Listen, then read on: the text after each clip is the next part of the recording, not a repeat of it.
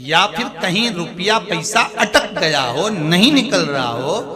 किसी व्यक्ति से कोई काम करवाना है, वो काम नहीं कर रहा, कोई फाइल आगे नहीं बढ़ रही है, कोई कार्य अटक रहा है,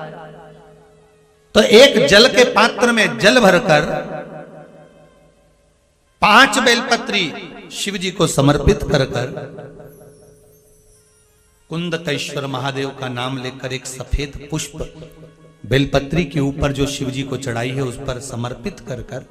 जल जो लेकर गए हो, अपनी उस कामना को कर कि मेरा ये कार्य अटक रहा है, ये कार्य नहीं हो रहा, कुंदकेश्वर महादेव का नाम लेकर धीरे धीरे जल की धार चढ़ाइए। और एक बात हमेशा याद रखना, फिर निवेदन कर रहे हैं, अच्छे से समझ लेना, शंकर जी पर जब जल चढ़ता है, शिव जी का जब अभिषेक होता है, शंकर जी पर जब जल चढ़ाया जाता है, दूध चढ़ाओ, जल चढ़ाओ, कुछ भी चढ़ाओ, पर एक बात का स्मरण अपने जीवन में होना कि इतने ऊपर से मत चढ़ाना कि जल चढ़े और छींटे आपके ऊपर। बहुत ध्यान दीजिएगा।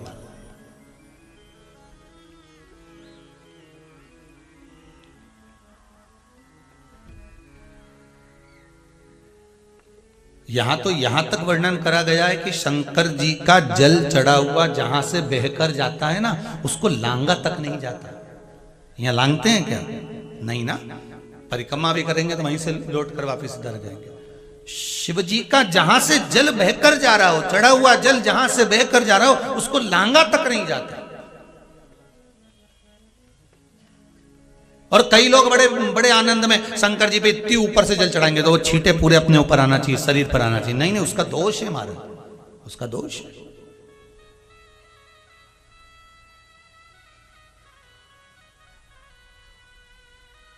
शिव जी को अगर आप जल चढ़ा रहे हो, जैसे आप भगवान को अगर जल चढ़ाओ, दूध चढ़ाओ, तो मान लो अगर जैसे एक सरल भाषा में समझ लो और अच्छे से कि जैसे